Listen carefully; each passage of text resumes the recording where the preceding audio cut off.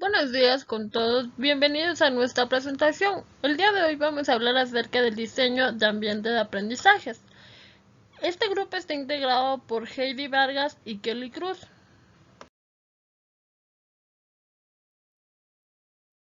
Para iniciar con esta presentación, hablaremos acerca de cómo aprendemos. Para ello, pueden observar esta pirámide hecha por William Glasser, donde nos dice que el 10% de lo que aprendemos lo aprendemos leyendo, el 20% de lo que oímos, el 30% de lo que vemos, el 50% de lo que vemos y oímos, el 70% de lo que discutimos con otros, el 80% de lo que hacemos y finalmente el 95% de lo que enseñamos a otros. Ahora vamos a hablar acerca del conocimiento previo. El conocimiento previo es la información que el individuo tiene almacenada en su memoria debido a sus experiencias pasadas. Este concepto viene desde la teoría de aprendizaje significativo postulado por David Ausubel. Los aprendizajes significativos son los nuevos conocimientos que estarán basados en los conocimientos previos que tenga el individuo, ya sea que lo hayan adquirido en situaciones cotidianas, textos de estudio u otras fuentes de aprendizaje. Entonces, las condiciones necesarias para que el aprendizaje significativo sea factible es un material potencialmente significativo, que equivale a la organización significativa y lógica y la terminología adaptada a las posibilidades del alumno.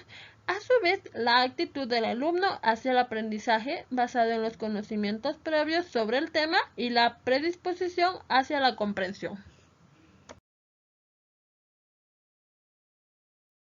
Ahora, al hablar de las condiciones del ambiente de aprendizaje significativo, hacemos referencia a los espacios en los que se va a desarrollar las actividades de aprendizaje. Estas pueden ser de tres tipos: aúlicos, que significa espacios abiertos donde las relaciones, los afectos y la comunicación dan sentido al aprendizaje; real y virtual. Las actividades de enseñanza-aprendizaje se desarrollan en el salón de clase. El ambiente real puede ser una biblioteca, áreas verdes, es decir, escenarios reales donde se puede constatar la aplicación de los conocimientos y habilidades adquiridas, incluyendo también la práctica y actitud de valores. Entonces, para crear un ambiente de aprendizaje significativo es necesario cumplir con ciertas condiciones. Una de estas es el material didáctico a disposición de los alumnos. Este debe poseer un significado en sí mismo y estar estructurado lógicamente. También tenemos la utilización de los nuevos conceptos, procesos, entre otras, que debe ser dosificado a lo largo del curso. Y finalmente, el alumno debe contar con una estructura cognitiva que le permita dar significado a los materiales.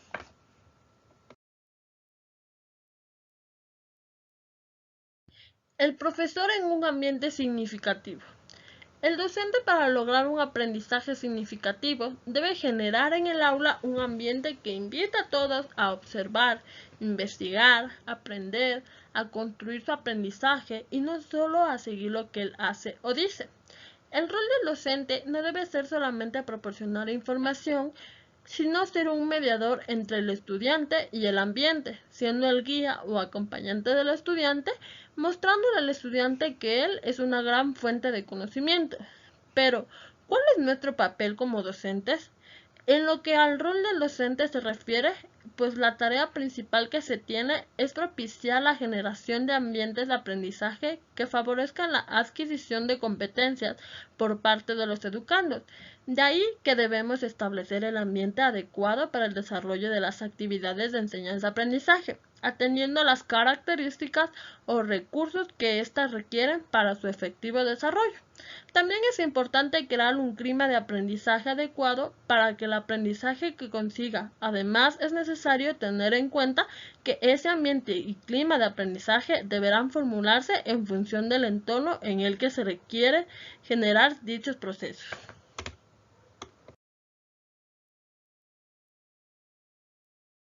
Tutoría en línea. La primera tarea que debe desarrollar un tutor es lograr confianza en el alumno en cuanto al sistema de educación a distancia, orientándolo en su metodología. El tutor enseña, orienta e integra al alumno en el sistema. Dentro de esta tutoría en línea nosotros contamos con 5 ejes. El primer eje es el eje pedagógico, en donde nos dice que implica el dominio de la materia y los principios filosóficos y éticos que guían la acción docente, además de los conocimientos sobre cómo debe enseñar la materia que se imparte. Dentro de este eje nosotros contamos con 5 funciones. La primera función es establecer objetivos, estrategias de enseñanza, criterios de evaluación, investigación sobre los temas y explicar los contenidos. El siguiente eje es el eje organizacional, donde se busca conocer el currículo, programas y materiales para impartir la asignatura. Esto nos dice que el contexto de la organización y los medios y recursos con los que cuenta. Dentro de este eje nosotros contamos con 4 funciones con las que se debe cumplir. El primero es la gestión del tiempo y la comunicación. El segundo es el organizar el trabajo individual y en equipo. El tercero es organizar la información de los alumnos. Y finalmente tenemos el mediar entre la organización de los estudiantes. El siguiente eje es el eje social, en donde se busca un desarrollo de un ambiente amigable y social en el que los alumnos puedan motivarse y reglar sus actividades. Dentro de este eje, las funciones son el propiciar el aprendizaje colaborativo y formar comunidades de aprendizaje que fomente el apoyar los procesos individuales y motivar a los estudiantes.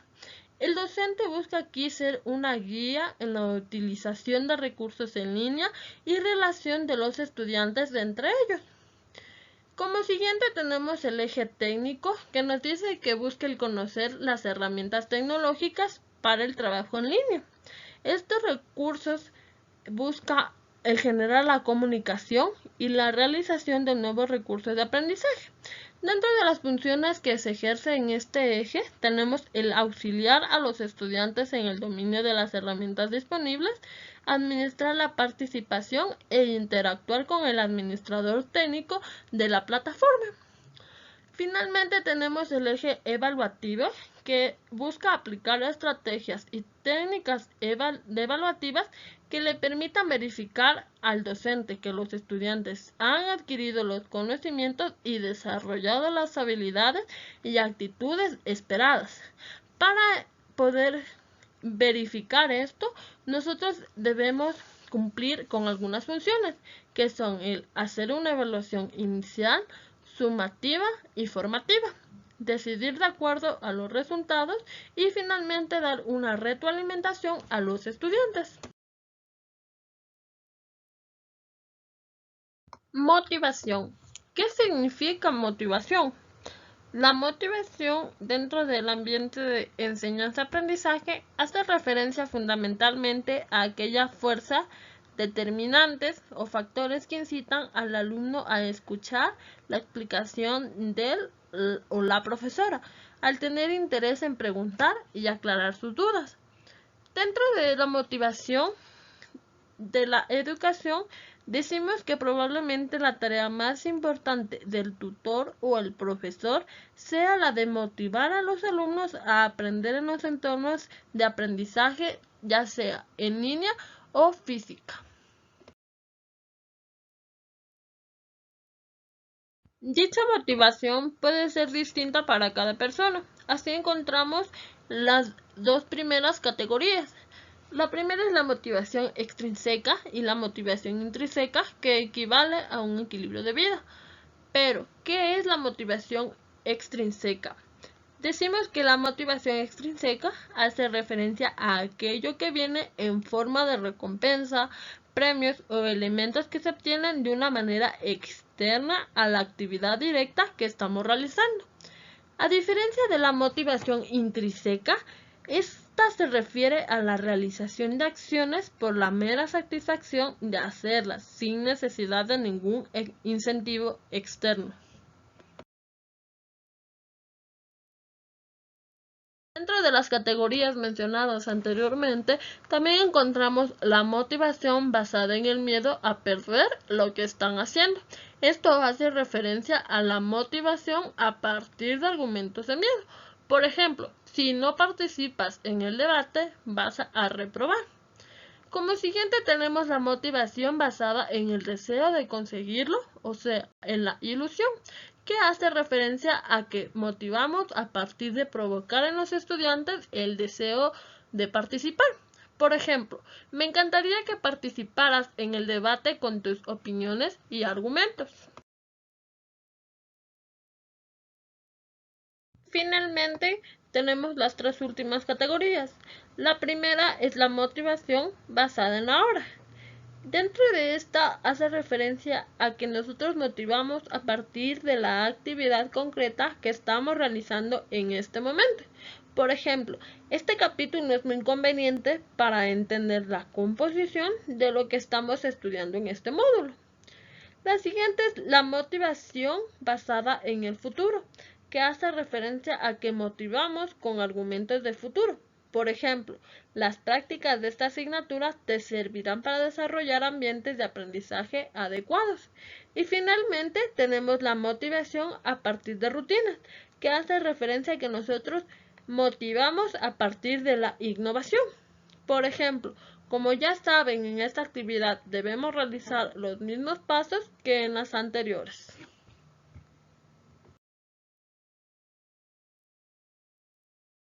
Para finalizar con estas categorías, finalmente tenemos la motivación a partir de la innovación, que nos dice que para poder desarrollar una innovación educativa es fundamental formarse correctamente. Sin embargo, la formación por sí misma no produce innovación.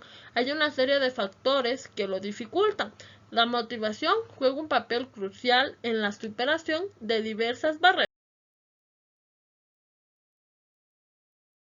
Para finalizar con esta presentación, nosotros hemos puesto una frase en donde dice: la gente exitosa y no exitosa no varía mucho en sus habilidades, varían en sus deseos de alcanzar su potencial. Eso nos quiere decir que para lograr que los alumnos encuentren las clases suficientemente interesantes, es necesario potenciar su motivación, es decir, el interés que sale del interior del propio alumno. Es importante también ayudar al chico a que encuentre un valor en el aprendizaje que lo pueda ayudar en su vida cotidiana. En ocasiones será una utilidad claramente práctica y en otras en forma de sólida base de conocimientos y competencias que le faciliten poder desenvolverse con soltura en los retos y situaciones de la vida. Algunas claves para motivar a los alumnos es intentar asociar las actividades de la clase con los intereses del estudiante. Por ejemplo, el deporte, la música, eventos de actualidad, cultura, audiovisuales, entre otros. Y a su vez también el despertar la curiosidad del estudiante apelando al factor sorpresa. Por ejemplo, señalando discrepancia existente entre determinadas creencias de la mayoría de gente sobre muchos temas y realidad. Y finalmente, el utilizar juegos y actividades. Tenemos juegos en línea o pueden ser físicas para hacer las clases más divertidas, amables y cercanas a los alumnos. Muchas gracias por su atención, espero que les haya agradado nuestra presentación.